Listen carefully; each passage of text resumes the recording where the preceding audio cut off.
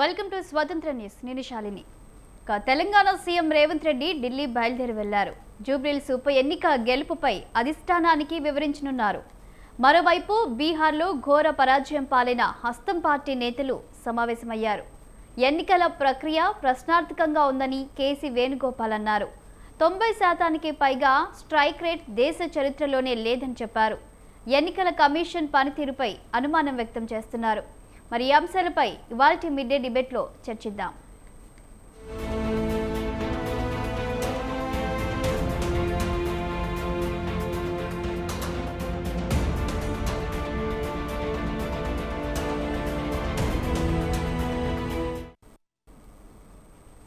ఇక ఇవాల్టి mid day డిబేట్లో పాల్గొంటున్నారు బీఆర్ఎస్ లీడర్ రామ్మూర్తి గారు, అలాగే అనలిస్ట్ బండారు రామ్మోహన్ రావు గారు, ఇక కాంగ్రెస్ లీడర్ రాహుల్ గారు. వీరితో మాట్లాడి తెలుసుకుందాం.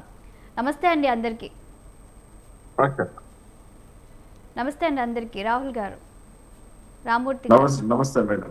నమస్కారం. ముందుగా మరి రామ్మోహన్ రావు గారు మీరు చెప్పండి. తెలంగాణ జూబ్లీహిల్స్ ఉప ఎన్నికలో అయితే కాంగ్రెస్ పార్టీ విజయం సాధించింది. కానీ ఇప్పుడు నేషనల్ వైజ్గా చూస్తే బీహార్లో ఏదైతే మరి కూటమి కాంగ్రెస్ కూటమిగా ఉందో ఇండియా కూటమి అయితే ఘోర పరాజయం పాలైంది. మరి దీన్ని ఎలా చూస్తున్నారు? దీనిపై మీరేమంటారు? ఇవాళ ఢిల్లీకి ముఖ్యమంత్రి రేవంత్ రెడ్డి వెళ్లారు ఉప ఎన్నిక విజయం గురించి వివరించడానికి. కానీ అక్కడ మాత్రం మరి బీహార్లో ఓడిపోయినందుకు సమీక్ష జరుగుతుంది. ఏంటి అనేది కూడా అక్కడ సమీక్ష జరుగుతుంది. మరి నెక్స్ట్ కాంగ్రెస్ ఏం చేయబోతుంది అనుకోవచ్చు? బీహార్లో మరి ఓడిపోవడానికి కారణాలు ఏంటి అనుకోవచ్చు? శాలిని గారు, మీకు మిత్రులు రామ్మూర్తి గారికి, రాహుల్ గారికి, అలాగే నమస్కారం. 2 నిమిషాలు చెప్పాలి. మొట్టమొదటి చీకట్లో కాంతి రేఖల, కారు చీకట్లో కాంతి రేఖలాట అంటే అధిష్టానం దృష్టిలో కాంగ్రెస్ పార్టీ ఇక్కడ సక్సెస్ అయింది. దేశంలో పరిస్థితి చూస్తుంటే కారు చీకట్లో కాంతి రేఖ లేకపోతే ఎడారిలో ఓయాసిస్ లాగా ఇవాళ ఈ తెలంగాణలో జూబ్లీహిల్స్ ఎన్నికల ఫలితం ఒక రకంగా చెప్ప వాళ్ళకు ఆశాజనకంగా ఉన్నది. ఈ చిరు కానుకను ఇవాళ తెలంగాణ ముఖ్యమంత్రి రేవంత్ రెడ్డి గారు అక్కడ అధిష్టానానికి నివేదించి మాకు ఖచ్చితంగా కొట్టేస్తారు, అంతా చీకటి అన్నప్పుడు ఇది ఒక వెలుగు రేఖ, ఇది ఒక మంచి ఆశాజనకమైన మాట.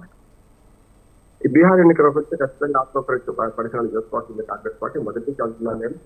మొదటి దాకా ఈవీఎం మీద, ఇప్పుడేమో సోర్స్ మీద ఇంకా పాత పద్ధతులు పట్టుకొని ప్రజల తీర్పులు అవమానం చేస్తే ప్రస్తుతం చూస్తున్నాం కదా. ఈవీఎం తప్ప అన్నారు. ఇప్పుడు ఇక్కడ ఈవీఎంలో గెలిపేమో మంచిది, అక్కడ ఈవీఎంలో గెలిపి తప్పు అంటే కష్టం. అలాగే ఇక్కడ గెలుపునేమో ఆస్వాదిస్తూ అక్కడ ఓటమిని మాత్రం కేవలం ఎన్నికల కమిషన్ గెలిచింది అని కదా. సిపిఐ పార్టీ మిత్రపక్షం కూడా అదే మాట మాట్లాడుతుంది. అక్కడ గెలిపేమో కరెక్ట్, ఇక్కడ గెలిపి కరెక్ట్, అక్కడ ఓటమి కలిసి కాదు. ఎన్నికల కమిషన్ గెలిచి నేను వెళ్ళలేదు, మనకి నేను బీజేపీకి వెళ్ళలేదు అది తప్పదు. అది ఏ పార్టీ మాట్లాడు. ఒకటి ఇప్పుడు ఈ సమీక్ష చేసుకోవాల్సిన ఆసనమైంది. అంతా చీకటి ఉన్నప్పుడు కనీసం ఒక కాంతిరేఖ వచ్చింది కనుక ఈయన ఆసరా చేసుకొని మరి మనం ఏం మాట్లాడుతున్నాం ఆనాడు ఈనాడు ఈ 2 పార్టీలు బీజేపీ కానీ కాంగ్రెస్ కానీ ఆసనం చేసుకోవాలి. అంటే ద్వంద్వ ప్రమాణాలు పాటిస్తున్నాయి, ఇంక్లూడింగ్ ప్రాంతీయ పార్టీ కూడా. ఒకనాడు ఆధార్ కార్డు వద్దన్నది తీసుకొస్తానని కాంగ్రెస్ పార్టీ, వద్దన్నది బీజేపీ. జిఎస్టీ తీసుకొస్తానని కాంగ్రెస్ పార్టీ, వద్దన్నది బీజేపీ. ఇవాళ జిఎస్టీ మేలుకొని గణంగా చెప్తాను. అట్లాగే 3 రైతు చట్టాలు తీసుకొస్తానని కాంగ్రెస్ పార్టీ, ఇవాళ వద్దనేదేమో మళ్ళీ కాంగ్రెస్ పార్టీ. అంటే అధికారంలో ఉన్నప్పుడు ఒక మాట, అధికారం లేనప్పుడు మాట మాట్లాడుతూ అది ఆధార్ కార్డు కావచ్చు, జిఎస్టీ కావచ్చు, ఇంకా మనకు రైతు చట్టాలు కావచ్చు, ఇట్లా ఇవాళ ఎన్నికల కమిషన్ విషయాలు చూస్తే కూడా ఒకనాడు ఈవీఎంలు తప్పు అన్నది ఇదే బీజేపీ పార్టీ. వాడు ఈవీఎం కరెక్ట్ అని వాళ్ళు వాదిస్తున్నారు. ఒకనాడు ఈవీఎంలు తీసుకొచ్చిన పార్టీ కాంగ్రెస్ పార్టీ. 2000 సంవత్సరం నుంచి ఇప్పటిదాకా మొత్తం ఈవీఎంలో జరుగుతుంది. 96 మొదలైంది. ఆ 10 ఏళ్ళు ప్రయోగాత్మకంగా 2000 సంవత్సరం నుంచి ఇప్పటి వరకు దేశం మొత్తం ఈవీఎంలో వస్తున్నాం కదా. ఆఖరికి కేటీఆర్ చెప్పడం మొన్న ఏమంటున్నాడు, బ్యాలెటే కరెక్ట్ పోమంటున్నాడు. మరి 2 సార్లు మీరు గెలిచింది కదా, మరి బ్యాలెట్ కరెక్ట్ అయినప్పుడు 2 సార్లు మీరు ఎట్లా గెలిచినట్టు? 2 విడుదల గెలిచారు, 2014, 2018. అంతకుముందు కూడా 2004 నుంచి ఎమ్మెల్యేలు గెలుస్తున్నారు, ఎంపీలు గెలుస్తున్నారు. మీ విషయం ఏమో ఈవీఎంలు అంటే తాము గెలిస్తే తమ గొప్ప, ఓడిపోతే ఈవీఎంలు తప్ప. అంటే ఈ ద్వంద్వపరమైన ఎందుకు మాట్లాడుతున్నాం? టెక్నాలజీని అవమానిస్తున్నాయి. ఇవాళ కొన్ని పార్టీలు మాట్లాడుతున్నాయి, విదేశాల్లో బ్యాలెట్ పేపర్ వాడుతుంది, మనం ఎందుకు వాడాలి? వాళ్ళు అభివృద్ధి చెందిన దేశం, ఇంతకంటే అభివృద్ధి చెందిన దేశం మన టెక్నాలజీలో. ఇవాళ యూపీఐ చెల్లింపులను చూస్తే, డిజిటల్ టెక్నాలజీలో డిజిటల్ చెల్లింపు చూస్తే ప్రపంచవ్యాప్తంగా మనం పడుతున్నాం 140 కోట్ల మంది. మనం గర్వపడాలంటే మనం అది చేసుకోవాలి తప్ప ఈ ఒకరి మీద ఆరోపణ చేస్తుంటే ప్రజల తీర్పును అవమానిస్తున్నారు. ఎందుకంటే కేటీఆర్ గారు మంచి మాట్లాడు ఏమంటున్నానంటే ఈ తీర్పును మేము పునరావహిస్తాం, ఈ తీర్పులో కొన్ని లోపాలు జరిగిన ఎన్నికల్లో కానీ అట్లా అనడం లేదని చెప్తున్నారు. వాటి కొన్ని సన్నాయిలో కూడా ఈ తీర్పును సరైన విధంగా అర్థం చేస్తున్నామని కేటీఆర్ కూడా నేర్చుకుంటున్నారు. కానీ ఇప్పుడు అంతర్మాసం కాంగ్రెస్ పార్టీ జరుగుతున్నాయి. దీనిలో వాళ్ళు ఏం చేయాలంటే ఆడలేక మధ్యలో కాకుండా ఇప్పుడు వాళ్ళు జరిగింది ఎన్నికల్లో ఓడిపోయారు. ఎందుకు ఓడిపోయింటే ఘోర పరాజయం ఎందుకు జరిగిందంటే ఉపరితల అంశాలు మాట్లాడారు, ప్రజలకు సంబంధించిన విషయాలు మాట్లాడారు, అడవి కాని హామీలు అక్కడ కూడా ఇచ్చారు. బీజేపీ కూడా ఇచ్చింది. బీజేపీ ఎన్నికల లంచం ఇచ్చింది అంటున్నారు. బీజేపీ తక్కువైందే. బీజేపీ 1,20 లక్షల మందికి 10,000 చొప్పున ఎన్నికల లంచం డైరెక్ట్ గా ఇచ్చింది. ప్రజల సొమ్మును అత్త సొమ్ము అల్లుడు దానం చేసింది. అదెంత తప్పో మేము వస్తే అధికారంలోకి వస్తే 2,500 రూపాయలు చొప్పున నెలకి ఇస్తాం, మీకు వాళ్ళు ఇచ్చేది 10,000 ఇచ్చిండ్రు, మేము 30,000 నెలకు సంవత్సరానికి 30,000 ఇచ్చి 2,500 ఇటు 12 కదా 30,000 అవుతాయని చెప్పారు. ఏంటంటే ఇంటికో ప్రభుత్వ ఉద్యోగం చాలా ప్రధానమైన కేసీఆర్ గారు అనడం లేదు కానీ ఇంటికో ఉద్యోగం వస్తుంది తెలంగాణ వస్తుంది అని ఆయన ఇచ్చారు. అన్నాడు అంటే చంద్రబాబు నాయుడు గారు కానీ మనకు వ్యవసాయం దండగా అన్నాడని ఆయన మీద బదనం పెట్టుతారు. అంటే ఒక మాటలో అనుభవం అన్న మాట కూడా ఇవాళ వాళ్ళ చుట్టుకుంటుంది కదా ఇంటికో ఉద్యోగం చంద్రబాబు మన కేసీఆర్ గారు. అట్లాగే వ్యవసాయం దండగా అన్న చంద్రబాబు నాయుడు మాట వస్తే అదే మాట్లాడతాం. వెన్నుపోటు తిరుగుబాటు ఇవన్నీ ఉంటాయి కదా. అందుకని ఇక్కడ పెట్టాకల్లా ఇప్పుడు బీహార్లో ఏం చేశారు, బీజేపీ ఇచ్చిన హామీలను తప్పు చేసి తప్పు మాట్లాడి కరెక్ట్ కాదని చెప్తాను. కరెక్ట్, ఎందుకంటే ఎన్నికలు లంచం ఇవ్వడం తప్పు. కానీ మీరు ఇస్తానే ఎన్నికలు లంచం వస్తే ఇస్తామన్నది వాళ్ళు ఉన్నారు కనుక వాళ్ళే ఇచ్చేస్తారు. ఇంత ఇంకొక మతలం ఉంటుంది. ప్రతి కుటుంబానికి ఒక ప్రభుత్వ ఉద్యోగం రాసి పెట్టుకోండి, ప్రభుత్వ ఉద్యోగం ఇస్తాను. ఇక్కడ కూడా తెలంగాణ ముఖ్యమంత్రి కూడా అదే వాళ్ళు ప్రభుత్వ BJP ఉద్యోగాలు ఇస్తామన్నారు, ప్రభుత్వ ఉద్యోగాలు ఇస్తామన్నారు. ఏమైంది చూసాము. అక్కడ కూడా ప్రతి కుటుంబానికి ఉద్యోగం అంటే దాదాపు 12-13 కోట్ల మంది ఉన్నారు. ఉజ్జాయింపుగా 4 లేకపోతే 5 వేసుకున్న కుటుంబానికన్నా కూడా 2,50,00,000 కుటుంబాలకి మినిమం ఉంది కదా. 3 కోట్ల కుటుంబాలు ఉంటాయి ఆల్మోస్ట్. 3 కోట్ల కుటుంబాలు 50 కోట్ల కుటుంబాలకు అంతే ప్రభుత్వ ఉద్యోగం ఉన్నాయి అనుకోండి ఇప్పటికీ. కానీ మిగతా 2.5-3 కోట్ల ఉద్యోగాలు అంటే 3 కోట్ల ఉద్యోగాలు అంటే దేశం మొత్తం మీదే మన ప్రభుత్వ రంగంలో అన్ని కోట్ల ఉద్యోగాలు లేవు. మొత్తమే 3 కోట్ల మంది ఉద్యోగులు ఉన్నారు అన్ని రాష్ట్ర కేంద్ర ప్రభుత్వాలు. అటువంటిప్పుడు బీహార్ రాష్ట్రంలో 13 కోట్ల జనాభా బీహార్ రాష్ట్రంలో మన 3 కోట్ల మంది ఉద్యోగాలకు ఇవ్వగలుగుతారా ప్రభుత్వ ఉద్యోగాలు? అలాగే కానీ హామీ ఇచ్చారు. ఇటేమో ఎన్నికల కమిషన్ బదనం చేశారు, ఇటేమో ఎన్నికల ప్రాసెస్ ని బదనం చేశారు, ఓటు చోరీ అన్నారు, ఎన్నికల జాబితాలు తప్పవుతారు.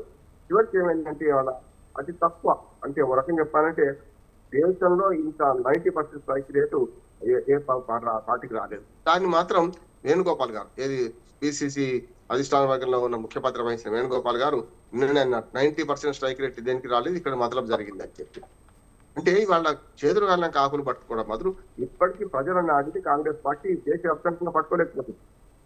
కాంగ్రెస్ వర్సెస్ బీజేపీ ఉన్న ప్రతి దగ్గర కాంగ్రెస్ ఓడిపోతుంది చూస్తున్నాము. ప్రాంతీయ పార్టీల దగ్గర ప్రాంతీయ పార్టీలు నాశనం చేస్తూ ప్రాంతీయ పార్టీలతో కూడా కట్టుకొని ఏదో ఒక రకంగా ఎక్కువ వస్తుంది. కానీ కాంగ్రెస్ పార్టీ ఇప్పటికి దేశవ్యాప్తంగా జరుగుతున్న పోటీలో Congress versus BJP versus Congress ఉన్నప్పుడు బీజేపీ గెలుస్తుంది. వాళ్ళకి కావాల్సింది ఏంటి? అందుకని బీజేపీ చూస్తే ప్రాంతీయ పార్టీలను చంపాలి, ప్రాంతీయ పార్టీలు బతకనివద్దు, ఎక్కడిక్కడ ప్రాంతీయ పార్టీలు చంపేయాలి, తమతో స్నేహం చేసిన పార్టీలను నాశనం చేయాలి, తమతో శత్రుత్వం చేసిన పార్టీలు నాశనం చేయాలి, ఇది కాకుండా అటు కాకుండా వాళ్ళ పార్టీలు నాశనం చేయాలనుకుంటున్నారు. ఒక్క మాట చెప్పొస్తాను, స్నేహం చేసిన పార్టీలనేమో నవీన్ పట్నాయక్ అట్లా అయిపోయింది.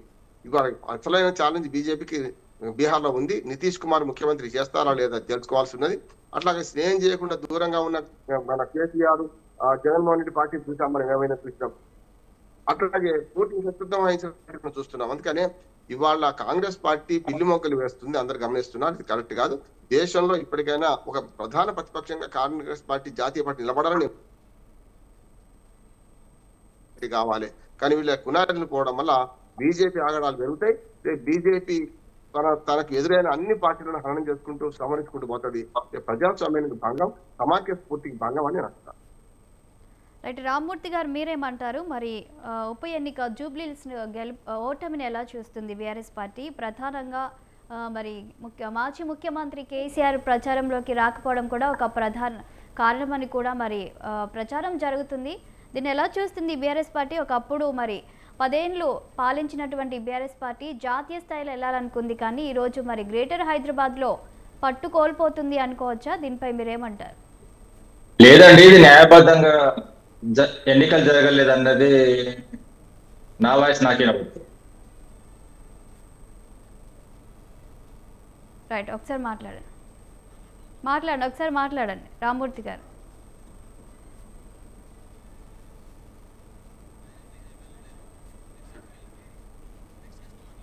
రైట్, రాహుల్ గారు. అవును, అది అవుట్ గోయింగ్ కేబుల్ బాగాలేదు వీళ్ళది. రైట్, ఒక్క నిమిషం ఆగండి రామ్మూర్తి గారు, ఈలోపు రాహుల్ గారితో మాట్లాడదాం. రాహుల్ గారు చెప్పండి, ఇవాళ జూబ్లీహిల్స్ లో మరి రాహుల్ గారు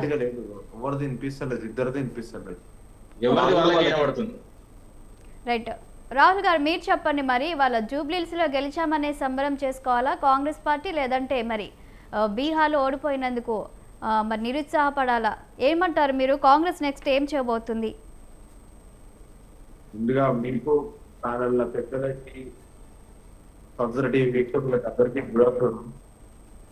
మేము జూబ్లీహిల్స్ లో గెలిచినామని చెప్పి ఒక ఆనందం ఉంటది, బీహార్ లో ఓటమి పాలైనామని చెప్పి బాధ కూడా ఉంటది. మీరు అన్నట్టు అంటే డిఫరెన్స్ తెలంగాణ స్టేట్ గా తీసుకుంటే తెలంగాణ బిడ్డగా గర్వంగా ఉంటది, జాతీయ పార్టీగా తీసుకుంటే కొంచెం బాధాకరంగా ఉంటుంది. మన జాతీయ కాంగ్రెస్ పార్టీ కాబట్టి బీహార్ లో ఓటమి పాలైన కాబట్టి, సో దాన్ని కూడా దృష్టిలో పెట్టుకొని భవిష్యత్తులో కార్యాచరణ ఇట్లా ఏ విధంగా గడపాలని చెప్పి ఆల్రెడీ మా జాతీయ అధ్యక్షుడు మల్లికార్జున ఖర్గే గారు, రాహుల్ గాంధీ గారు, కేసీ వేణుగోపాల్ గారు అందరూ భేటీ అయ్యి వాటి మీద ఓటమి ఏ విధంగా అయిందో అని చెప్పి ఆ విధంగా చర్చిస్తారు. దాని మీద విధి విధానం కూడా చర్చిస్తారు. ఏ విధంగా ముందుకు ఎట్లా పోవాలి భవిష్యత్తులో పార్టీ అని చెప్పి దానికి దిక్సూచిగా ఆలోచిస్తున్నాం. ఎందుకంటే ఈరోజు జూబ్లీహిల్స్ లో కూడా గెలిచిందంటే మేము ఈ రోజు రాష్ట్రం ఏ విధంగా ముందుకు పోతుందో రేవంత్ రెడ్డి గారి పాలనలో రాష్ట్ర ప్రజలందరూ చూసి దాన్ని ఆదర్శంగా తీసుకొని, జూబ్లీహిల్స్ లో ఉన్న ప్రజలు కూడా తీసుకొని 3 సార్లు హైట్రిక్ కొట్టిన వ్యక్తిని మాగంటి గోపీనాథ్ వాళ్ళ వైఫ్ ని కూడా పక్కకు పెట్టి ఈరోజు కాంగ్రెస్ పార్టీకి పట్టం కట్టారంటే రియల్ గా చాలా గర్వంగా ఉంది. మేము కొంచెం బీహార్కి పోతేనే కొంచెం జర బాధ అనిపిస్తుంది. ఎందుకంటే దాన్ని మేము కూడా కొంచెం ఎందుకో మాకు జీర్ణించుకోలేకపోతున్నాం. అంటే మేము నమ్మలేకపోతున్నాం, అక్కడ మాకు వస్తాయని అనుకున్నాం, కానీ మొత్తం అక్కడ బీజేపీ రావడం మాకు కూడా ఆశ్చర్యం అనిపించింది.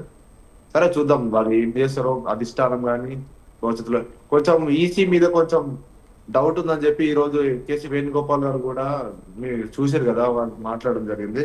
సో ఏం ముందు ప్లానింగ్ ఏం చేసి అధిష్టానం వేరే నిర్ణయం తీసుకొని ఏం చేస్తుందో వేచి చూడాల్సిందే. రాహుల్ గారు, ఒక బీజేపీ నేత మాలవీ గారు మరి రాహుల్ గాంధీ గారి మీద ఒక కామెంట్ చేశారు. ఇప్పటికీ 95% ఓడిపోయారు అని కూడా మరి వాళ్ళు కామెంట్ చేశారు. దీన్ని ఎలా చూస్తారు? రాహుల్ గాంధీ ఎక్కడైతే కీలకంగా ఉన్నారో ఇప్పటికీ 95 సార్లు కాంగ్రెస్ పార్టీ ఓడిపోయిందనే కామెంట్ చేశారు. మరి దీన్ని ఎలా చూస్తారు మీరు? ఇప్పుడు కామెంట్ చేసే వాళ్ళందరినీ మేము పట్టించుకోకు, ఇవి వస్తుంటారు, పిల్ల బచ్చలు అందరూ వస్తుంటారు పోతుంటారు, అది నేషనల్ పార్టీ. ఇక రాహుల్ గాంధీ పట్టించుకుంటాడా, రేవంత్ రెడ్డి పట్టించుకుంటాడా, కేసీఆర్ మాట్లాడితే పట్టించుకుంటాడు రేవంత్ రెడ్డి, బీజేపీ నుంచి మోడీ మాట్లాడితే పట్టించుకుంటాడు, అమిత్ షా మాట్లాడితే పట్టించుకుంటాడు, ఇక్కడ ఉన్న నాయకులు మాట్లాడితే అసలు స్పందన కూడా ఇచ్చినా అనిపిస్తుంది. ఎందుకంటే వాళ్ళకి తెలివి లేదు. ఎందుకంటే మేము అట్లే చూస్తాం. ఎందుకంటే తెలివిలతో మాట్లాడడం వేరే, తెలివిలతో మాట్లాడడం వేరే. ఇక అవన్నీ పట్టించుకుంటూ పోతుంటే ఇక మా పార్టీ ఇక ముందుకు పోయినట్టు కాదు. ఎందుకంటే అంటుంటారు పోతుంటారు, ఇక ఎవరు వాళ్ళ అంతరాత్మకు మేము ఇష్టపెడతాం. వాళ్ళు ఎన్ని అనగాని మేము ఇప్పుడు ఏ విధంగా రిప్లై ఇవ్వాలి అని చెప్పి అన్ని జనాలు చూస్తారు. ఆ రిప్లై ప్రకారంగానే భవిష్యత్తులో ఇస్తుంటాం. రైట్, రామ్మోహన్ నగర్ మీరేమంటారు సార్? ఇక మరి రోజు చూస్తున్న కొద్దీ జాతీయ పార్టీగా ఉన్నటువంటి ఎన్డీఏ కూటమి ఏదైతే ఉందో బీజేపీ, మరి ఇంకా ప్రధాని మోదీ గ్రాఫ్ పెరుగుతుంది అనుకోవచ్చా? నెక్స్ట్ 5 ఎలక్షన్స్ కూడా ఉన్నాయి. మరి ఈ 5 ఎలక్షన్స్కి సంబంధించి కూడా ఇప్పుడు బీహార్లో ఏదైతే గెలిచిందో ఎన్డీఏ కూటమి, ఇది వారికి బలాన్ని చేకూరుస్తుందని కూడా ఇప్పటికే ప్రధాని మోదీ అంటున్నారు. మరి రాబోయే ఎలక్షన్స్లో ఎలా ఉంటుంది అనుకోవచ్చు బీజేపీ గ్రాఫ్? మొదటగా ఈ రెండు దగ్గర గెలిచిన పార్టీలకు నేను అభినందన తెలియజేసుకుంటున్నాను. వాళ్ళ మీద బాధ్యత ఉన్నట్టున్నాడు రేవంత్ రెడ్డి గారు. ఇక్కడ గెలిచారు, అన్ని తానే అన్నీ గెలిచారు. తప్పనిసరి కాంగ్రెస్ పార్టీ రాహుల్ స్వామి గారితో మొదలుపెట్టి అందరూ కూడా ఎవరైతే ప్రయత్నం చేసిందో మనకు ఎన్నికల ప్రచారం చేసిందో వాళ్ళందరి ఎంత బాధ్యత ఎంత ఉన్నదో భాగస్వామ్యం ఒక రేవంత్ రెడ్డి వ్యూహాత్మకంగా పనిచేసిండు. నేను ఒప్పుకుంటున్నాను. మంచి చెడ్డు ఎన్నికలు అన్నప్పుడు సన్యాసం మాటలు కావు. కేసీఆర్ గారు ఎప్పుడు అనేవాడు. కనుక ఎన్నికలలో డబ్బు మద్యం ఏదో పారింది, అన్ని పార్టీలు పంచినాయి. అట్లాగే బెదిరింపులు రకరకాలుగా ఇవన్నీ పనిచేసినాయి. అంతిమంగా 25,000 ఓట్లు వస్తున్నాయి. అంటే తప్పది కాదు. అందుకని 25,000 ఓట్లు అంటే తప్పది ఏం కాదు. దాన్ని ఏదో 1,000-2,000 అంటే రికమెండ్ చేసో రకరకాలు గెలిచిన మనం ఆరోపించవచ్చు. కానీ ఏదైనా సరే రకరకాలుగానే ఎన్నిక ప్రజా తీర్పు వచ్చింది, అయిపోయింది. ఇప్పుడు రేవంత్ రెడ్డి గారి విజ్ఞాపన ఏంటంటే ఈ గెలుపును అహంకారంగా మార్చుకోవాలి. ఈ గెలుపును పూర్తిగా ప్రజల విజ్ఞతకు మధ్య పెట్టాలి. ప్రజలు అట్లా చేశారు కనుక మేము గెలిచాము, ప్రజలు ఓటేస్తే గెలిచాము అనుకోవాలి. కానీ గుళ్ళో చేసుకుంటూ రేపటి నుంచి మేము గెలిచాం కనుక ఏది పట్టేది మాట్లాడవచ్చు. ఒక్క నిమిషం రామూర్తి గారు,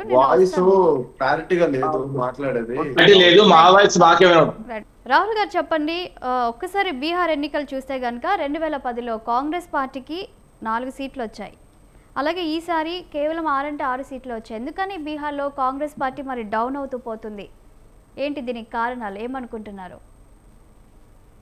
ఇప్పుడు ముందు చూద్దాం. ఇప్పుడు ఈ ఒక్క రిజల్ట్ తోనే ఆగిపోదు కదా. మేము అదే చెప్తున్నాం. మేము ఫస్ట్ నుంచి కూడా అదే చెప్పినాం. ఈ రోజు జూబ్లీహిల్స్ లో గెలిచినామని చెప్పి గర్వపడలేదు, రేపు బీహార్ లో మనం ఓడిపోయిందామని చెప్పి బాధపడలేదు. ఎందుకంటే ప్రయత్నం కృషి లక్ష్యం అని చెప్పి ప్రయత్నం చేయడం మనది. ప్రజల తరపు నుంచి పోరాటం చేసేది ఒక కాంగ్రెస్ పార్టీ మాత్రమే. ఒక రాష్ట్రం, తెలంగాణ రాష్ట్రంలో కాకుండా యావత్ భారతదేశం మొత్తం ప్రతిపక్షంలో ఉన్న అధికారంలో ఉన్న ప్రజల కోసం నిరంతరం కష్టపడే పార్టీ అంటేనే కాంగ్రెస్ పార్టీ. బీజేపీ పార్టీ మత రాజకీయాలు చేయడం తప్ప, ముస్లింల మీద గొడవలు పెట్టుకోవడం, మసీదులను దవ్వుదామని చెప్పి గివ్వే తప్ప వాళ్ళ దగ్గర సబ్జెక్టులు కూడా మాట్లాడమే. అంతే, సబ్జెక్ట్ ఉన్నది పార్టీ కాదు, సబ్జెక్ట్ లేని పార్టీ. మేము డిసైడ్ అయినాం, ప్రజలు కూడా ఆల్రెడీ డిసైడ్ అయ్యారు. కాకపోతే అక్కడ మోడీ ప్రధానమంత్రి ఉండి అక్కడ ఈసీని ట్యాపింగ్ చేసి అవన్నీ ఓటు చోరీ అని చెప్పి రాహుల్ గాంధీ గారు ఏ విధంగా దేశ ప్రజలకు అందరికి చెప్తుండో ఆ బీహార్ లో కూడా రాష్ట్ర ప్రజలకు చెప్తే, కానీ మళ్ళీ మోడీ ఏం చేసిండు? ఈ రోజు మీరు కేసీ వేణుగోపాల్ కూడా అదే చెప్తుంది కదా, అక్కడ మాకు డౌట్ ఉందని చెప్పినే చెప్తుండు. మాకు ఈసీ మీద డౌట్ ఉంది, అంత మెజార్టీ రావడం కూడా మేము షాకింగ్ లో ఉన్నామని చెప్పారు. ఈవెన్ కాంగ్రెస్ పార్టీ కూడా అదే షాకింగ్ లో ఉన్నది. మేము అదే చెప్తున్నాం, అంత మెజార్టీ బీజేపీ వాళ్ళకు రాదు. అది గంట కొట్టినట్టు చెప్పేస్తున్నాం కదా మేడం. మేము వాళ్ళకి వస్తుందని చెప్పి మేము ఏ రోజు ఊహించలే. అది దాని వెనుక ఏదో ఉంది, అది ఏదో ఒక రోజు బయట పడేస్తాడు మా రాహుల్ గాంధీ, మా కాంగ్రెస్ పార్టీ. దేశ ప్రజలందరూ చూస్తుంటారు. రైట్. ఒకటి మనం గమనిస్తే జూబ్లీహిల్స్ ఉప ఎన్నికలో ఎంఐఎం పార్టీ మరి డైరెక్ట్గానే సపోర్ట్ చేసింది కాంగ్రెస్కి. కానీ మరి బీహార్లో చూస్తే వాళ్ళు మరి సొంతంగానే అక్కడ 5 సీట్లు గెలుచుకున్నారు. అక్కడ ఓట్లను చీల్చినట్లు కూడా మనం చూస్తున్నాము. ఎందుకని మరి ఇక్కడ సపోర్ట్ తీసుకున్న కాంగ్రెస్ పార్టీ అక్కడ ఎంఐఎంతో సపోర్ట్ ఎందుకు తీసుకోలేదు? అక్కడ తీసుకోవచ్చు, కొన్ని కారణాల బట్టి ఉంటది. ఇప్పుడు ఆయన వ్యక్తిగతంగా ఎంఐఎం మేము సపోర్ట్ చేయమని మేము అడగలేము. అజరుద్దీన్ గారిని మేము పోయి అడగలేదు. ఆయనంతలో ఆయనే వచ్చి నేను సపోర్ట్ చేస్తున్నా, బీసీ బిడ్డ ఉన్నాడు, ఆయన ముందు నుంచి వెళ్ళి అప్పుడు అంతకుముందు కూడా ఆయన పార్టీలో ఉంటే ఎమ్మెల్యే నిలబడ్డాడు కాబట్టి జూబ్లీహిల్స్ నుంచి నవీన్ యాదవ్ ఆయన మద్దతు ఇచ్చింది కాబట్టి ఈ రోజు కాంగ్రెస్ పార్టీ మైనారిటీ సోదరులు భారీ మెజార్టీతో కూడా వాళ్ళ పాత్ర కూడా ఉంది. వాళ్ళు ఓట్లేస్తే కూడా నవీన్ యాదవ్ గారు గెలిచారు. ఒక తెలుగు ప్రజలే కాదు, మైనారిటీ సోదరు కూడా వేస్తే 100% గెలి. కానీ మీరు అన్నట్టు బీహార్ లో కూడా తీసుకోవచ్చు, కానీ సందర్భం బట్టి దేనైనా తీసుకోవాలని చెప్పి కాంగ్రెస్ పార్టీ అధిష్టానం నిర్ణయిస్తుంది. అది ఇక్కడ తెలంగాణ కాంగ్రెస్ కానీ రేవంత్ రెడ్డి గారు నిర్ణయించారు. అక్కడ రాహుల్ గాంధీ గారు, మల్లికార్జున ఖర్గే గారు వాళ్ళు నిర్ణయించిన తగ్గట్టుకు ఉంటది. ఇప్పుడు ఆయన దగ్గరికి పోయి మనం అడగాలే కదా, అడిగితే సపోర్ట్ కూడా ఇస్తాడు. కానీ ఇప్పుడు ఆ సపోర్ట్ తీసుకున్నామని మళ్ళీ సపోర్ట్ తీసుకున్నట్టు మాకు ఆ ఫీలింగ్ ఉండదు కదా. మా సొంతంగా మేము గెలవాలని చెప్పి, ఆ సొంతంగా గెలవాలని ముందుకు పోవాలని చెప్పి ఆ దిశగా ప్లాన్ వేసుకొని పోతున్నాం. రైట్. ఒకటి చూస్తే మరి ఎంఐఎంని మేము అడగలేదు, వాళ్ళే సపోర్ట్ చేశారు అని అంటున్నారు. అంటే మేము సపోర్ట్ చేస్తాము అజారుద్దీన్కి, మరి మీరు మంత్రి పదవి ఇవ్వండి అని వాళ్ళు అడిగారా? లేదంటే వాళ్ళు సపోర్ట్ తీసుకుంటున్నారు కాబట్టి కాంగ్రెస్ పార్టీ మంత్రి పదవి ఇచ్చింది అనుకోవాలా? ఎవరు ఎట్లా అనుకున్నా ఫరక్ పడదు మేడం. మాకు ఎవరు వాళ్ళు అనుకునేటోళ్ళు అనుకుంటూనే ఉంటారు. మేము చేసేది చేస్తుంటాం, మేము ముందుకు పోయేది పోతుంటాం. వాళ్ళు ఎట్లా అనుకున్నా మాకు నో అబ్జెక్షన్. వాళ్ళు ఏది అనుకున్నా మేము పట్టించుకోము. ఎందుకంటే రాష్ట్రం అభివృద్ధి జరగాలి. అభివృద్ధి జరగాలంటే ఏ పదవి వచ్చినా అభివృద్ధానికి సహకరిస్తారు. కానీ రాష్ట్రం అభివృద్ధి జరగాలని చెప్పి కోరుకుంటారు ఎవరైనా, రాష్ట్ర ప్రజలైనా కాంగ్రెస్ పార్టీ నాయకులైనా. ఇవాళ మరి నేషనల్గా చూస్తే ఇండియా కూటమి ప్రతిపక్షంలో ఉంది, కానీ బీహార్లో మాత్రం ఘోర పరాజయం పాలైంది. కానీ బీజేపీ వచ్చేసి మాత్రం ఇక ఎన్డీఏ కూటమితో సునామీని సృష్టించిందని అంటున్నారు. ఇక ప్రధాని మోదీ అయితే అంటున్నారు నెక్స్ట్ రాబోయే ఎలక్షన్స్కి కూడా ఈ బీహార్ ఎలక్షన్స్ అనేది కూడా మాకొక బలాన్ని చేకూరుస్తుంది. రాబోయే ఎలక్షన్స్ని లేదంటే దక్షిణాది రాష్ట్రాలను మేము ఈజీగా అంటే విజయాన్ని చూడొచ్చు అన్నట్లు కూడా వాళ్ళు మాట్లాడుతూ ఉన్నారు. మరి నెక్స్ట్ కాంగ్రెస్ ఏ విధంగా ముందుకెళ్తుంది అనుకోవచ్చు? కాంగ్రెస్ పక్కాగా ప్లానింగ్ ఉంటుంది. కాంగ్రెస్ ఏ టైంకి దెబ్బ కొట్టాలో ఆ టైంకి చూసి ఖచ్చితంగా రిపీట్ దెబ్బకు దెబ్బ ఖచ్చితంగా కొడుతుంది. ఈ రోజు వాళ్ళు బీజేపీ వాళ్ళు అంటున్నారు, మోడీ అంటున్నట్టు మీరు అన్నట్టు మోడీ ఏ వ్యాఖ్యలు అయితే చేసిండో ఆ వ్యాఖ్యలను తిప్పి కొట్టే ప్రయత్నం చేస్తుంది. ఆయన కాదు, ఆయన బాపు వచ్చినా కానీ ఏమంటే ఏం చేయలేడు. ఆయన ప్రధాన మంత్రిగానే ఉంటాడు, కానీ ఇక్కడ మాత్రం ఈ రాష్ట్రాల సైడ్ అయితే అసలు ఆయన జెండా కనబడ కూడా కనబడదు. ఇంక ఇప్పుడు కాదు, ఇక 50 ఏళ్ళైనా కానీ బీజేపీ జెండా కనబడదు. ఈవెన్ తెలంగాణలో అయినా, ఆంధ్రలో అయినా, కేరళలో అయినా ఇక్కడ సైడ్ ఎప్పుడు ఇక్కడ కనబడదు. ఆయన భ్రమలలో ఉండి మాట్లాడుతుంది, కానీ కాషాయం జెండా అక్కడ ఢిల్లీలో అక్కడ సైడ్ ఇక్కడ సైడ్ ఎగిరేసినట్టు అనుకుంటున్నామో, కానీ ఇక్కడ సైడ్ కాదు. ఆయన అసలు ఆయన జెండా ఆ భవిష్యత్తులో అయినా జెండా ఉంటుందో పోతుందో బీజేపీ ఈ తెలంగాణ రాష్ట్రంలో అయినా, ఆంధ్రలో అయినా అది చూసుకోమని చెప్పాను ముందు మోడీని. కానీ ఆయన ఏదో భ్రమలాలు ఉండి ఏది పడుతుంది మాట్లాడుతున్నా, అవన్నీ కావు. కానీ ఒక్కసారి చూస్తే కనుక మొన్న జరిగిన ఎలక్షన్స్ హర్యానా కానీ, మహారాష్ట్ర కానీ, ఢిల్లీ కానీ, లేదంటే ఏపీ కానీ, సో ఎన్డీఏ ఎక్కడైతే కూటమి పెట్టుకుందో అక్కడ మాత్రం మరి బీజేపీ గెలుస్తూ వస్తూ ఉంది, కాంగ్రెస్ మాత్రం డౌన్ అవుతుంది. దీన్ని ఎలా చూస్తున్నారు కాంగ్రెస్ పార్టీ? చెప్తున్నాం కదా, ఈసీ వాళ్ళు ట్యాంపరింగ్ చేసి దొంగ ఓట్లు వేసుకురు అని చెప్పి రాహుల్ గాంధీ గారైనా మేమైనా చెప్తున్నాం. ఆ దొంగ ఓట్లతో ఈ రోజు అధికారంలోకి వచ్చారు. నిన్న బీహార్ లో కూడా అదే జరిగింది 100%. వాటన్నిటి లెక్కలు కూడా రేవంత్ రెడ్డి గారు అయినా, కాంగ్రెస్ పార్టీ అయినా, రాహుల్ గాంధీ అయినా ఎవరైనా బయట త్వరలో పెడతారు. ఈ రాష్ట్రం నుంచి కూడా ఖచ్చితంగా ఈ రాష్ట్ర ప్రజలకు కూడా తెలియాలి కదా బీహార్ లో ఏం జరిగిందని చెప్పి. కాంగ్రెస్ పార్టీ ముందర పెడుతుంది, రాహుల్ గాంధీ గారు కూడా పెడతారు. చూడండి, మీరు కాస్త వేచి చూడాలి. మనం దేశ ప్రజలు మేము ఒకటే రిక్వెస్ట్ చేస్తున్నాం, ఏం జరుగుతుందో చూడండి. మోడీ ఎంతమంది దేశ ప్రజలు కళ్ళు మూస్తుండో చూడండి. అసలు చాలా అంటే చాలా బీజేపీ పార్టీ మోసాల పార్టీ, అది బీజేపీ పార్టీనే మోసం పార్టీ. అది ఒకవేళ ఓట్ల చోరీయే జరిగింది అని అనుకుంటే మరి తెలంగాణలో కాంగ్రెస్ పార్టీ అధికారంలోకి వచ్చింది కదా, ఇక్కడ కూడా ఓట్ల చోరీ జరిగిందా అని కూడా చాలా ప్రచారం జరిగింది. మరి దీనిపై మీరు ఏమంటారు? తెలంగాణలో కూడా ఓటు చోరు జరిగింది. తెలంగాణలో ఓటు చోరు జరగలేదని మేము అనలే. 2023లో కూడా ఓటు చోరు జరిగింది. 100% ఓటు చోరు జరిగింది. మహేష్ కుమార్ గౌడ్ గారు కూడా అదే చెప్తున్నారు, రేవంత్ రెడ్డి గారు కూడా. గతంలో మీరు వీడియోలు కూడా చూడండి, ఓటు చోరు జరిగింది అని అంటున్నాం మేము. ఓటు చోరు జరగలేదు తెలంగాణ అంటలేదు. ఇక్కడనే కాదు, దేశం మొత్తంలో జరిగింది ఓటు చోరీ. ఈ తెలంగాణ రాష్ట్రంలో కూడా జరిగింది. ఇక్కడ చూస్తే బీహార్ ఎన్నికల్లో ఒక్కసారి ఇప్పటికే మరి తమిళనాడు సీఎం స్టాలిన్ కూడా దీనిపైన స్పందించారు. ఏదైతే బీహార్లో మరి ఇండియా కూటమి నిరాశ ఎదురు చూసిందో ఓటమితో, ఎన్నికల ఫలితాల విషయంలో కూడా సంక్షేమ పథకాలు, సరైన పొత్తులు, రాజకీయ సందేశంపై ఆధారపడి ఉంటుందని కూడా ఆయన అన్నారు. మరి వీటిలో ఏమైనా సమీక్ష చేస్తున్నారా? సంక్షేమ పథకాల విషయంలో కానీ, సరైన పొత్తుల విషయంలో కానీ దీనిపై ఏమైనా సమీక్ష చేస్తున్నారా? ఇందాక విశ్లేషకులు కూడా అన్నారు వాళ్ళు ఇస్తున్న హామీల గురించి ఒకసారి ఆలోచించుకోవాలని కూడా అన్నారు. మరి దీనిపై ఏమంటారు మీరు? 100% మేము దాని మీద విశ్లేషణ చేస్తాము, ముందుకు పోతాము అని చెప్పి మేము మరోసారి కూడా తెలియజేస్తున్నాం. ఒకవేళ ఇండియా కూటమి కనుక సరైన సంక్షేమ పథకాలు ఇచ్చినట్లయితే కూడా తెలంగాణలో అలాగే కర్ణాటకలో ఏ విధంగా అయితే గెలిచిందో బీహార్లో కూడా గెలిచే అవకాశం ఉంది అనుకోవచ్చా?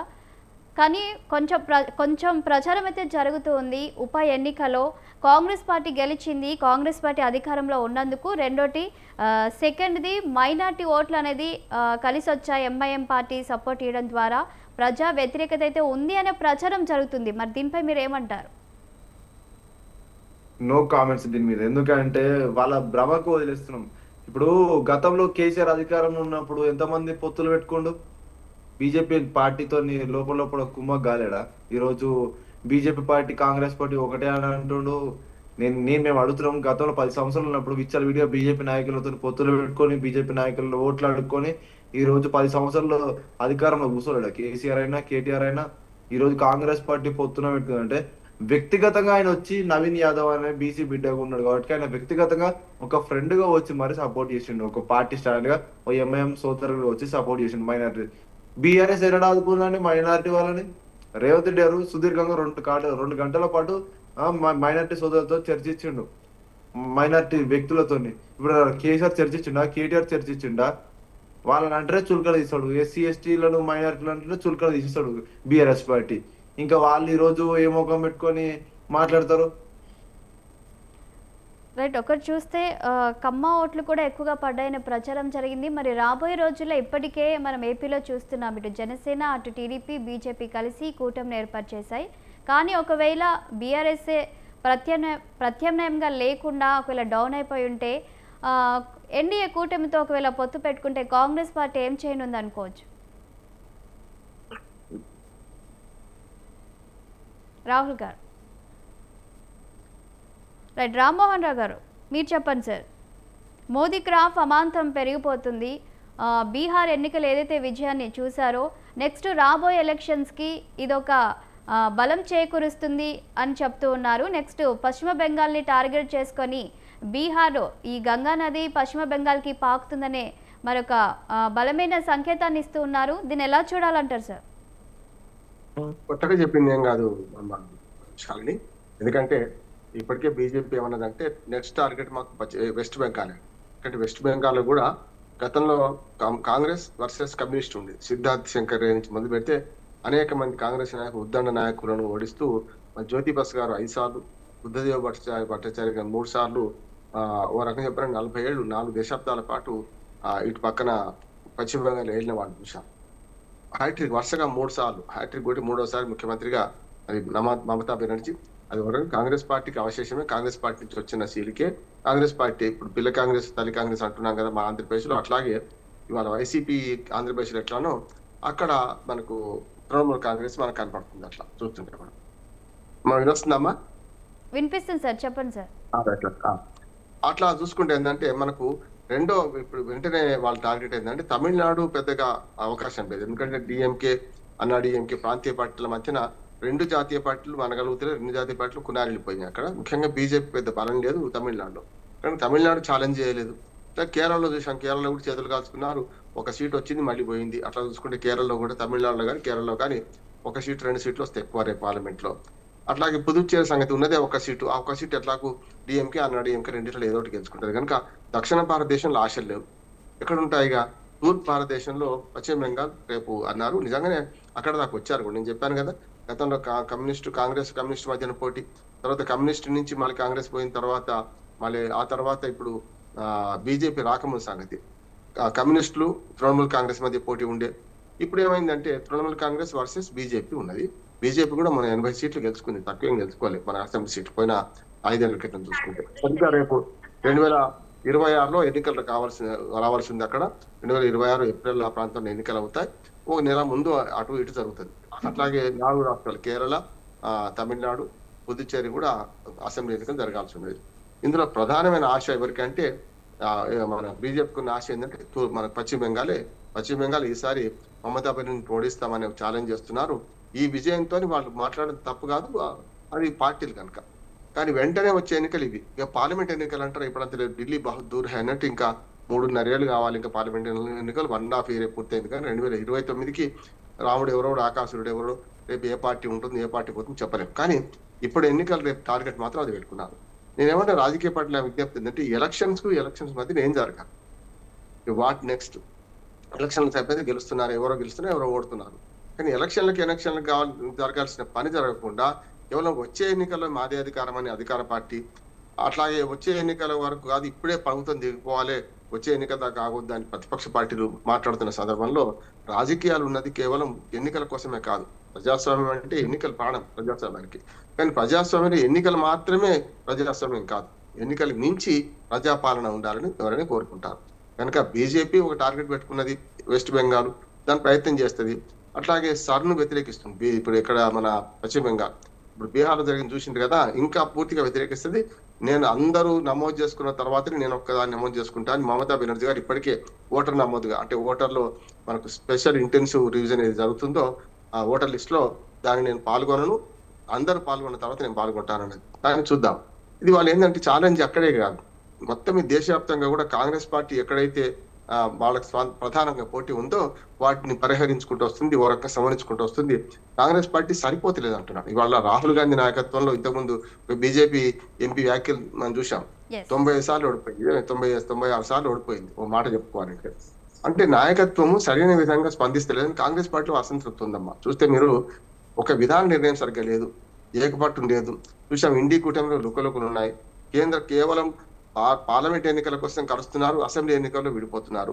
ఇంకోటి అంతర్గతంగా వాళ్ళే శత్రువులు, వాళ్ళ మిత్రులుగా ఉన్నారు. ఉదాహరణకు కేరళలో ఇండి కూటమిలో ఏమో కమ్యూనిస్ట్ పార్టీలు ఉంటాయి, కాంగ్రెస్ ఉంటుంది. కేరళలో పరస్పర శత్రువులు వాళ్ళు. అట్లానే పశ్చిమ బెంగాల్లో అదే సంగతి, పరస్పర శత్రువులు వాళ్ళు. కాంగ్రెస్ పార్టీ తృణమూల్ కాంగ్రెస్ పడదు. అట్లాగే ఢిల్లీలో ఆమ్ ఆద్మీ పార్టీకి తృణమూల్ మన కాంగ్రెస్ పార్టీకి పడదు. అంటే ఇట్లా రాష్ట్రాల్లో విభజించుకుంటూ కేంద్రంలో కలిసి ఉంటామంటే నడవదు. వాళ్ళు బీజేపీ మిత్రపక్షాలు ఎట్లా ఉన్నాయి, రాష్ట్రంలో కేంద్రంలో ఒకే తీరుగా ఉన్నాయి.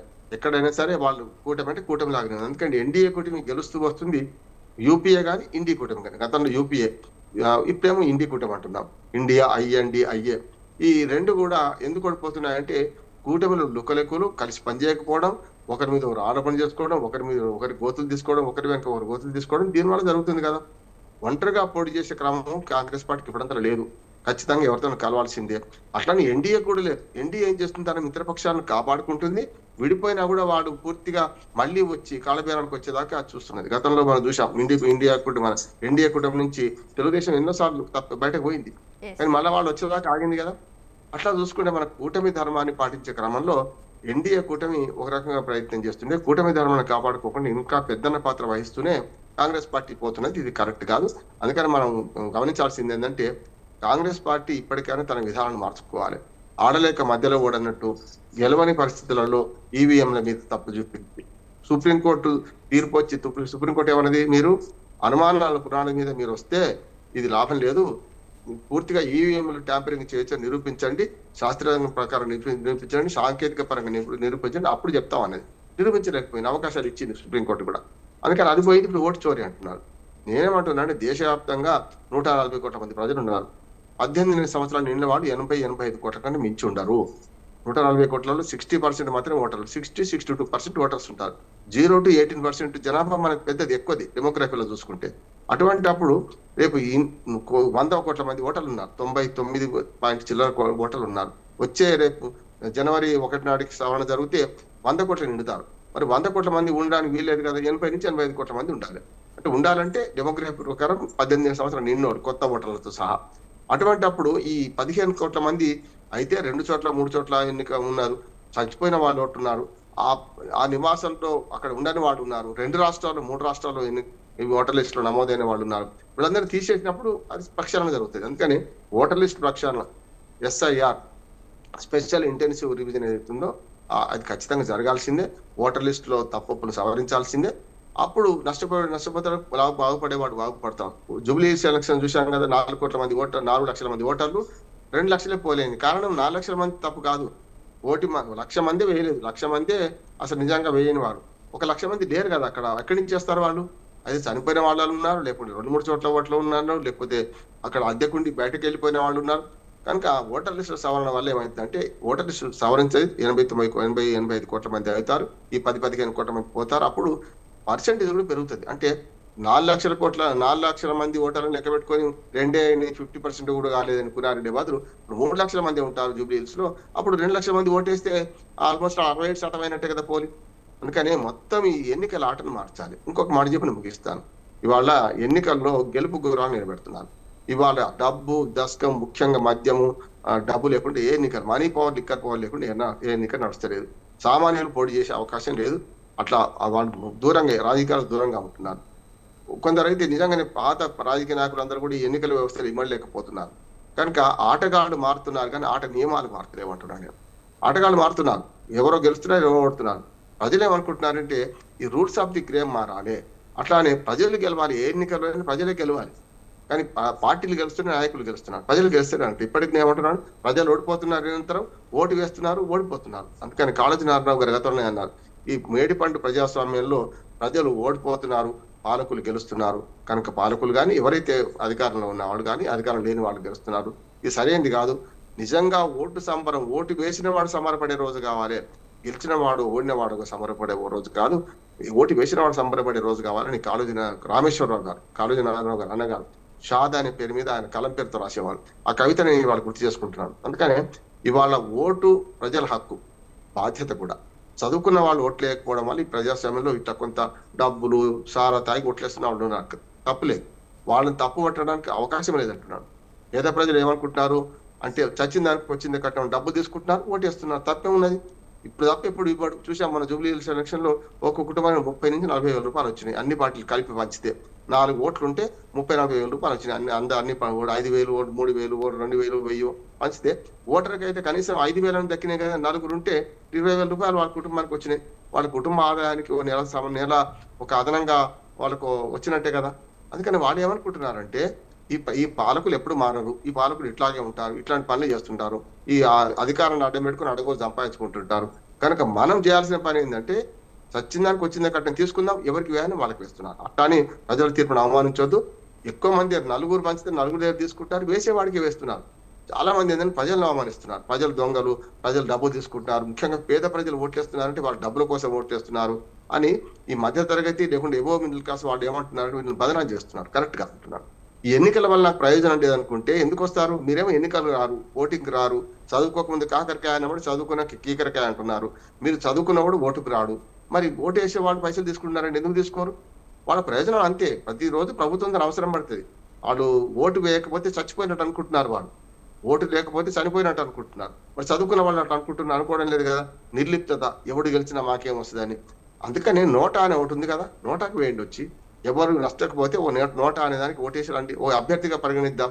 అది 50% కనుక నోటాకు పడితే, ఓటు పడితే మొత్తం ఎన్నికను రద్దు చేద్దాం అంటే అవకాశాలు ఉండగా. గతంలో నోటా లేకముందు అందరూ వెతవరి, అందరూ దొంగలు, ఎవరికి వేయాలని అన్నారు. ఇప్పుడు అట్లా కాదు కదా, చేస్తున్నారు కదా, ఉన్నది కదా. అందుకని మీరు గెలిచినప్పుడు వీళ్ళ మాట వేరే ఉంటుంది. ఇదే ఎన్నికల వ్యవస్థలు గెలుస్తున్నారు, ఆనందపడుతున్నారు, బాగుంది అంటున్నారు. ఈవీఎంలు బాగున్నాయి అంటారు, ఎన్నికల వ్యవస్థ బాగున్నది అంటారు, ఎలక్షన్ కమిషన్ బాగున్నది అంటారు. గెలిచినప్పుడు, ఓడినప్పుడు వాళ్ళు గెలిచినప్పుడు తమ గొప్ప, ఓడినప్పుడు మాత్రం ఈ ప్రజాస్వామ్యంలో ఈ వ్యవస్థల మీద వేస్తున్నారు. వ్యవస్థలు చాలా వరకు ప్రభుత్వాలు లొంగుతున్నాయి, కాదంటలేదు. వ్యవస్థలని బాగా ఉన్నాయి, వ్యవస్థలు తప్పు లేదని నేను అనను, కానీ వ్యవస్థలో తప్పులు ఉన్నాయి, సరిదిద్దుకోవాల్సిన పనే కదా. అందుకనే అన్నిటికంటే ప్రపంచంలో ఉన్న అన్ని వ్యవస్థలలో, అన్ని పాలన విధానంలో ప్రజాస్వామ్యం గొప్పది. ప్రజాస్వామ్యంలో లోపాలు ఉన్నాయి, కాదంటే మా శాలి. ప్రజాస్వామ్యం లోపాలకు మరింత ప్రజాస్వామ్యం మంచి మందు, కానీ నియంతృత్వం కాదు కదా, రాజరికం కాదు కదా. ప్రజాస్వామ్యంలో లోపాలు ఉన్నాయి, కావచ్చు, కానీ ఈ లోపాలను పరిహరించడానికి మరింత ప్రజాస్వామ్యం ఉండాలి. ప్రజలు చైతన్యవంతం కావాలి. ప్రజలను చైతన్యవంతం చేసే బాధ్యత ఈ పార్టీలది. ఒకనాడు రాజకీయ శిక్షణ తరగతిలో కాంగ్రెస్ పార్టీ 1885 నుంచి పెట్టేది. కమ్యూనిస్టులు 1924లో కమ్యూనిస్ట్ పార్టీ ఏర్పడింది, వాళ్ళు కూడా రాజకీయ శిక్షణ తరగతులు పెట్టేవాళ్ళు. ఇప్పుడు ఏం లేదు, ఓట్లకు డబ్బులు మంచుదాం, సారా మంచుదాం, గెలుద్దాం, ఇంతేనా? ప్రజల చైతన్యం అంటే ఇంతేనా?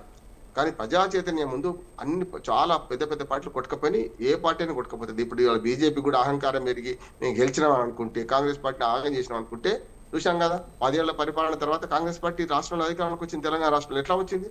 ప్రజలు ప్రజలు తిరస్కరిస్తే ఎంత పెద్ద మహావృక్షమైనా కూలిపోతుంది. ప్రజల ఉప్పెనకు, ప్రజల సునామీకి ఎటువంటి మహావృక్షాలను కొట్టకపోతే గతంలో ఇందిరాగాంధీని ఓడించారు, ఇక్కడ ఎన్టీ రామారావు గారిని ఓడించారు, కేసీఆర్ గారిని ఓడించారు, చూస్తున్నాం. జగన్మోహన్ రెడ్డిని ఓడించారు, చంద్రబాబు నాయుడిని ఓడించారు, చూస్తున్నాం. ఇక్కడ సమస్య లేదు, ఒక్కరు వద్దరని పేరు చెప్పడానికి మహామహులను ఓడించారు, పెద్ద పెద్ద పార్టీలను ఓడించారు. కనుక ప్రజాస్వామ్యంలో ప్రజలు ప్రభువులు కావాలి, పాలకులు సేవకులు మాత్రమే, పాలకులు సర్వెంట్సే.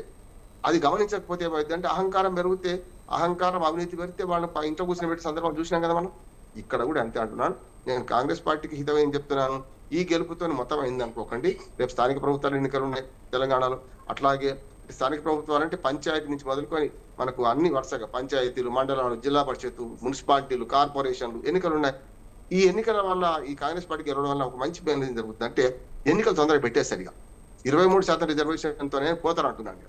ఎందుకంటే ఎన్నికలు ఇప్పటిదాకా రాలేదు, ప్రజలకు ఒప్పిస్తారు, అయ్యా బీజేపీ అట్లా చేసింది, మరి బీఆర్ఎస్ ఇట్లా చేస్తుంది, ఇక్కడ నేను పాట పాడిన అక్కడ పోయి అడ్డంకులు సృష్టిస్తున్నారు బీజేపీ వాళ్ళు, మరి ఏం చేస్తాం, 23%తో పోదాం అని మళ్ళీ మొదటికి వస్తారనుకుంటున్నాను. 23%తో పోతారా 42 వాళ్ళ ఇష్టం. కానీ ఎన్నికలు జరగాలి. 2 ఏళ్ల నుంచి స్థానిక ప్రభుత్వాలు ఖాళీగా ఉన్నాయి. సర్పంచ్ లేడు, మన పంచాయతీ మెంబర్ లేడు, ఎంపీటీసీ లేడు, జెడ్పీటీసీ లేడు. ఒక రాష్ట్రం కింద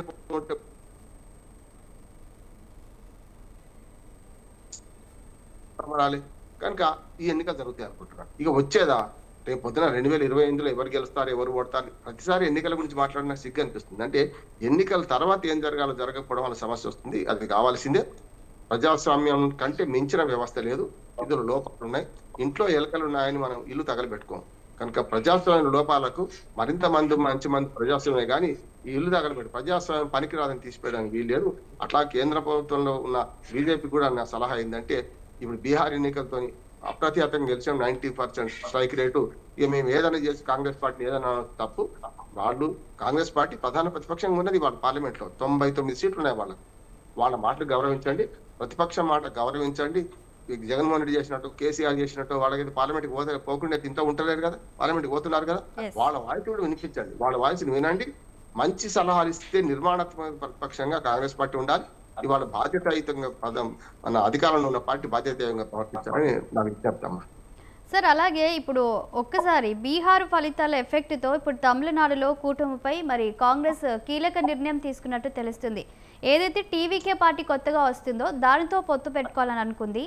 కానీ బీహార్ ఫలితాలు చూసిన తర్వాత మరి డిఎంకేతో ఉన్నటువంటి పొత్తుతోనే మళ్ళీ ముందుకెళ్లాలనే ఆలోచనలు పడ్డట్టు తెలుస్తుంది. ఎందుకని అంటే ఇలాంటి నిర్ణయాలు ఏ విధంగా తీసుకుంటే బాగుంటుందని ఎలా ఉందనుకోవచ్చు? కాంగ్రెస్ పార్టీ తీసుకునే నిర్ణయాలను ఎలా చూడాలి? మా శాలిని నా ఉద్దేశం అంటే రాజకీయాలు శాశ్వతమని, అంటే కొంత మిత్రుత్వం చేసిన శత్రుత్వం చేసిన ఒక విధానపరమైన నిర్ణయాలు ఉండాలి. గతంలో పార్టీలకు బ్లాక్ అండ్ వైట్ లో భేదం కనపడేది. కమ్యూనిస్ట్ పార్టీకి కాంగ్రెస్ పార్టీకి చూస్తే స్పష్టంగా ఒక గీత కనపడేది. వాళ్ళ సిద్ధాంతం వేరు, వీళ్ళ సిద్ధాంతం వేరు.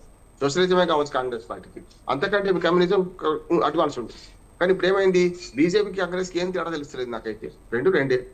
ఓరేమో ముస్లిం మతాన్ని నమ్ముకుంటే ఓరు హిందూ మతాన్ని నమ్ముతున్నారు, ఓడు కులాన్ని నమ్ముకుంటే వాళ్ళు ఇంకోరు నమ్ముకుంటున్నారు. కనుక బ్లాక్ అండ్ వైట్ లో మనం విడదీసేటట్లేవు ఈ పార్టీలన్నీ, అన్ని ఒకే తాను ముక్కలమ్మ. కనుక అందుకని ఇప్పుడు టీవీకే పార్టీతో పొత్తు కుదుర్చుకున్నామా అన్నారో నాకు తెలియదు, కానీ నాకైతే ఊహాగానం అనిపిస్తుంది. అది నిర్ణయం వాళ్ళు ప్రకటించకపోతే మనం చెప్పడం కరెక్ట్ కాకపోవచ్చు. కానీ నేనేమంటున్నానంటే ఒకవేళ టీవీకే పార్టీ కానీ డిఎంకేనే కరెక్ట్, వాళ్ళకి ఇవాళ అధికారంలో ఉన్నది డిఎంకే పార్టీ, రేపు వచ్చే అధికారంలోకి వస్తుంది అంటున్నాను నేను.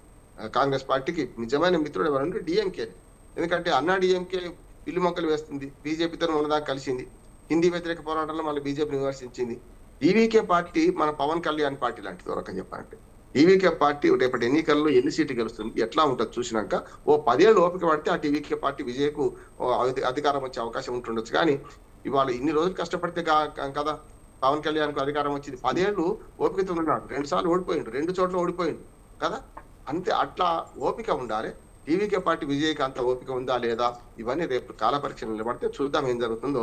ఇప్పుడైతే నేను ఏమంటున్నానంటే డిఎంకేనే సరైన మిత్రపక్షం. వాళ్ళకు దక్షిణ భారతదేశంలో మిగిలిన ఒకే ఒక మిత్రపక్షం వాళ్ళకు డిఎంకే. దాన్ని దాటి ఏమైనా ఆలోచన చేస్తే మాత్రం మళ్ళీ తప్పులో కాలేసినట్టే అనుకుంటున్నాను. రాహుల్ గారు, రాబోయే జిహెచ్ఎంసీ ఎలక్షన్ లో మరి కాంగ్రెస్ పార్టీ ఏ విధంగా ముందుకెళ్తుంది అనుకోవచ్చు? డెఫినెట్ గా అల్టిమేట్ గా ఇప్పుడు ఈ జూబ్లీస్ ఉప ఎన్నికలు ఏదైతే మేము ఓవర్ కాన్ఫిడెంట్ కాదు, కాన్ఫిడెంట్ తోనే పోతాం. ఎందుకంటే ఇంకా చెయ్యాలి, అభివృద్ధి చెయ్యాలనే ప్రజలకు చెప్పుకుంటూ, అభివృద్ధి చేసుకుంటూ, అభివృద్ధి చేసింది చూపించుకుంటూ ఓట్లు అడగాలని చెప్పి ఆ దిశగా మేము నిర్ణయించుకున్నాం. ఎందుకంటే ఉత్తగానే ఓట్లు అడిగి ఉత్తగానే వాళ్ళతో మాట్లాడి ఉత్తగానే వాళ్ళతో అడగడం కూడా కరెక్ట్ కాదు కదా. అందుకనే ఏ విధంగా ఏ టైంకి ఎట్లా అడగాలో మా కాంగ్రెస్ పార్టీకి అన్ని విధాలుగా తెలిసి ఉన్నది. మేము భారీ ఇప్పుడు జిహెచ్ఎంసీ ఎన్నికల్లో రాబోయే స్థానిక ఎలక్షన్లలో కానీ భారీ కాంగ్రెస్ పార్టీ మెజార్టీతో మళ్ళీ సాధిస్తుందని చెప్పి మేము నమ్ముతున్నాం. ఇప్పటికే బీఆర్ఎస్ ఇక 2023 ఎన్నికల్లో ఓడిపోవడంతో, ఇక జూబ్లీహిల్స్ అలాగే కంటోన్మెంట్ ఉప ఎన్నికల్లో కూడా ఓడిపోవడంతో, ఇక రాబోయే జిహెచ్ఎంసీ ఎన్నికల్లో కూడా ఇక ఈసారి కేసీఆరే అడుగులు వేస్తూ మరి కొత్త నాయకత్వాన్ని బలోపేతం చేసే దిశగా అడుగులు వేస్తున్నారనే వార్తలు వస్తున్న నేపథ్యంలో మరి ఏ విధంగా కాంగ్రెస్ పార్టీ ఎదుర్కొని ఉందనుకోవచ్చు? సగం కేసీఆర్ సగం ఫామ్ హౌస్ నుంచి అసెంబ్లీకి రానికే సాధన అయితే లేదు. ఇంకా స్థానిక ఎలక్షన్లకు పోయి జిహెచ్ఎంసీ ఏం చేస్తాడు మేడం? నేను అడుగుతున్నా. జూబ్లీహిల్స్ దానికే సగం రాలేడు, అసెంబ్లీకి రాడు. ఏడికి ఒక చౌరసభకి వచ్చి మాట్లాడు, బీసీల కోసం పోరాటం చేయడు. ఆయన చిత్తశుద్ధి లేదు, వేస్ట్. ఆయన పని అయిపోయింది, ఆయన బీఆర్ఎస్ పార్టీకి ఖాతం అయిపోయింది. ఏమన్నా కొడుకు పట్టుకొని ఊతా ఉన్నాడు కేటీఆర్. కానీ ఇక అవన్నీ ఆయన భ్రమలు. వాళ్ళు ఏవో కళ్ళు కంటారు, ఊహగానాలు కంటారు. కానీ 3 ఏళ్ళ తర్వాత వస్తాం, పొడి చేస్తాం. 3 ఏళ్ళు కాదు, 2 ఏళ్ల పాలన చూసి ఇచ్చి అని కొట్టి ఈరోజు కాంగ్రెస్ పార్టీ అధికారం ఇచ్చారు. 2 ఏళ్ల పాలన చూసి, జస్ట్ ఇది 2 ఏళ్ల పాలన కాంగ్రెస్ పాలన చూసి అందరూ ఈ రోజు భ్రమరాన్ని బట్టి జూబ్లీస్ చూసుకుంటాయా. మన కంటోన్మెంట్ చూసిరు, ఈ రోజు జూబ్లీస్ చూసిరు. ఇంకా స్థానిక ఎలక్షన్ లో, జిహెచ్ఎంసీ ఎన్నికల్లో మేము వస్తాం, మేము పొడి చేస్తాం, 3 ఏళ్ళ తర్వాత వస్తాం అంటే ఇక అవన్నీ వాళ్ళతో కావు. ఎందుకంటే అన్ని డమాచారాలు కొట్టడం వేస్ట్ మేడం, టైం వేస్ట్. వాళ్ళ ఆ కేటీఆర్ మాట్లాడే మాటలు చూస్తే మనం రిప్లై కూడా వేస్ట్ అనిపిస్తుంది ఒక్కొక్కసారి. రైట్, ఒక్కసారి చూస్తే 10 ఏళ్ళు బీఆర్ఎస్ పరిపాలించింది తెలంగాణలో. దానికి ముందు కాంగ్రెస్ పార్టీ కూడా 10 ఏళ్ళు ఉంది. మరి దానికి ముందు టీడీపీ ఉంది. ఇలా ప్రజలైతే ఒక 5 ఇయర్స్ కానీ 10 ఇయర్స్కి కానీ అధికారాన్ని ఒకరి నుంచి ఇంకొకరి చేతులకు పెడుతూ ఉన్నారు. ఇప్పుడు ముఖ్యమంత్రి రేవంత్ రెడ్డి అంటున్నారు రాబోయే 10 ఏళ్ళు కూడా కాంగ్రెస్ పార్టీ అధికారంలో ఉంటుంది అని. కానీ ఒకవైపు చూస్తే హామీల విషయంలో, సంక్షేమ పథకాల విషయంలో కూడా ప్రజా వ్యతిరేకతను మూటగట్టుకుంది కాంగ్రెస్ పార్టీ అనే ప్రచారం అయితే బాగా జరుగుతుంది. ఈ జూబ్లీహిల్స్ ఉప ఎన్నిక ఒకటనే కాదు, రాష్ట్ర వ్యాప్తంగా చూస్తుంటే దీన్ని ఎలా అధిగమించబోతుంది కాంగ్రెస్ పార్టీ నెక్స్ట్ వచ్చే 3 ఇయర్స్లో? ఈ రోజు ఎవరో కాదు, కవితనే చెప్పింది. మా బీఆర్ఎస్ పార్టీ వాళ్ళు, నేను మొదటి కాలనే ఉన్నా, నాకు అనుభవంతో చెప్తున్నా, జర జాగ్రత్త ఉంటారు బీఆర్ఎస్ కార్యకర్తలైనా నాయకులైనా అని చెప్పింది. నమ్మవద్దు హరీష్ రావుని. వాళ్ళు ప్రచారం చేయరు అని అంటే ఇంట్లో కూర్చొని ప్రచారం చేసి వాట్సాప్ ప్రచారం చేస్తున్నారు అంటుంది. నేను చెప్పినా మేడం, వాళ్ళు ఆల్రెడీ వాట్సాప్ సోషల్ మీడియా ప్రచారాలు చేస్తారు. కానీ వాళ్ళు గ్రౌండ్ లో పోయి మాత్రం వాళ్ళు ఎన్నట్టు చేయరు. వాళ్ళు చేస్తే ఈరోజు జూబ్లీహిల్స్ రిజల్ట్ వేరే లేకుండా కవితనే అంటుంది కదా. మేము అనడం కూడా అవసరం. మా నాయకులు గల్లీ ఇంటింటికి తిరిగి మరి ఓటర్ల కోసం ఓటర్ని కన్ఫ్యూజ్ చేసి ఓటర్ల కోసం రిక్వెస్ట్ అడిగి వాళ్ళ బాధ్యతలు, వాళ్ళ అన్ని బావజడులన్నీ చూసుకొని మరి ఈ రోజు ఓటు అడిగే హక్కు కాంగ్రెస్ పార్టీకి ఉంది. బీఆర్ఎస్ పార్టీ వాళ్ళు ఏదో కార్పొరేట్ మీటింగ్ లో కూర్చొని కేటీఆర్ మాట్లాడితే ఎవరు ఓటేస్తారు మేడం? ఎవరు ఓటేసారు? 25,000 మెజార్టీతో గెలిచారు.